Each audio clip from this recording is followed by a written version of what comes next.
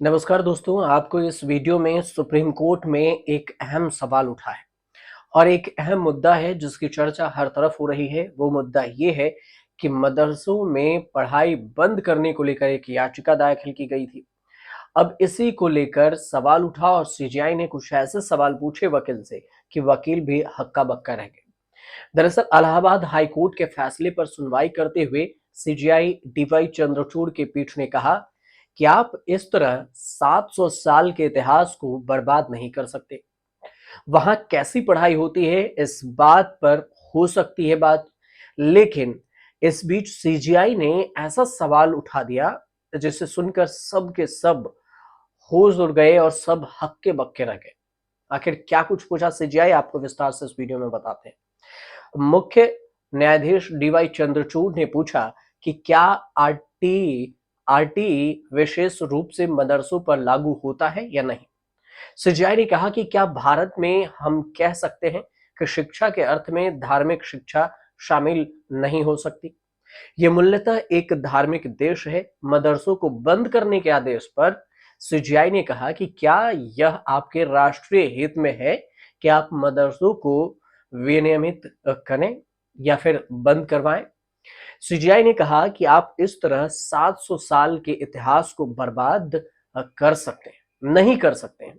सर्वोच्च अदालत ने पूछा, मतलब सुप्रीम कोर्ट ने पूछा कि मान लीजिए कि हम हाई कोर्ट के आदेश को बरकरार रखते हैं, फिर बच्चों के माता पिता उन्हें मदरसा भेजेंगे, तब हम क्या करेंगे।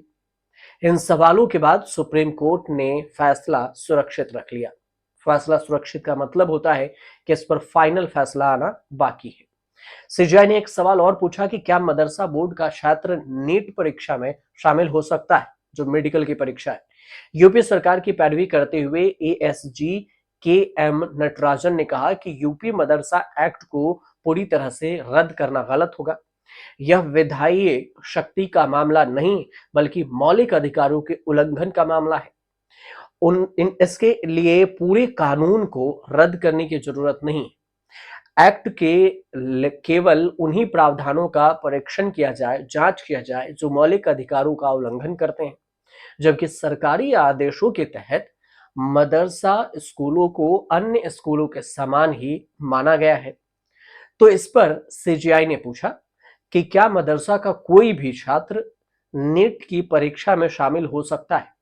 यूपी सरकार के वकील ने कहा कि इसके लिए छात्र को फिजिक्स, केमिस्ट्री, बायो मतलब कि पीसीबी से पास होने की जरूरत होती है।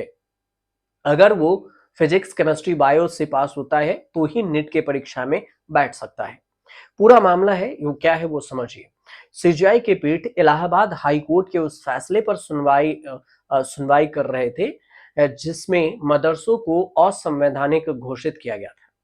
साथ ही राज्य सरकार को मदरसों के सभी बच्चों को स्कूल में दाखिला कराने को कहा गया था।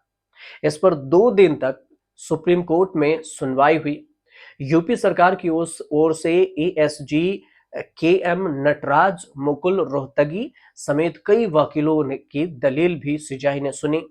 याचिकाकर्ताओं के वकील अभिषेक मनु सिंघवी, सलमान खुर्शीद, पी चिदम्बरम, मेनका गुरुस्वामी समेत कई वरिष्ठ वकील, दिग्गज वकील अपने तर्क दिए।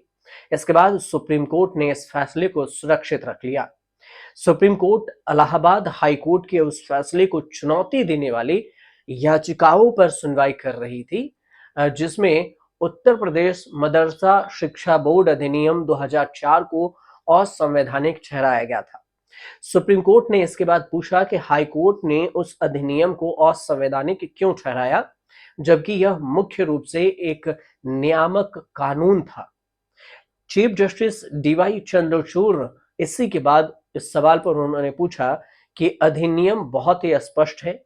यह सेवा की शर्तों, नियमों के निर्माण आदि को निर्धारित करता है और यह मुख्य रूप से एक नियामक कानून तो है ही, और इसे किस आधार पर संवैधानिक और संवैधानिक बताया गया। हाईकोर्ट ने माना था कि एक धर्मनिरपेक्ष राज्य के पास धार्मिक शिक्षा के लिए बोर्ड बनाने या केवल एक विशेष धर्म और उससे जुड़े दर्शन के लिए स्कूल शिक्षा बोर्ड स्थापित करने की शक्ति नहीं है। इसी को लेकर सुप्रीम कोर्ट में सुनवाई हुई। इससे पहले आपको बता दें कि 5 अप्रैल को मुख्य न्यायाधीश डीवाई चंद्रचूड़, जस्टिस जेबी पारदीवाला और जस्टिस मनोज मिश्रा की पीठ ने इलाहाबाद हाई कोर्ट के उस फैसले पर रोक लगाकर करीब 17 लाख मदरसा छात्रों को राहत दी थी। हाई कोर्ट ने उत्तर प्रदेश मदरसा शिक्षा बोर्ड अधिनियम 2004 को असंवैधानिक और निरपेक्षता के सिद्धांत का उल्लंघन करने वाला करार दिया था।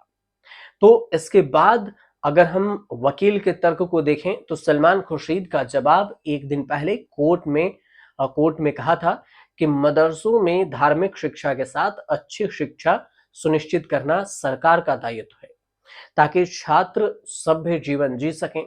सलमान खुर्शीद ने कहा था कि अनुच्छेद 28 के तहत मदरसे तभी आ सकते हैं जब पूरा खर्च सरकार उठाती हो, लेकिन यहाँ ऐसा कुछ भी नहीं है। यहाँ तो सरकार केवल शिक्षकों को सैलरी देती है, इसलिए वह कानून लागू ही नहीं हो सकता।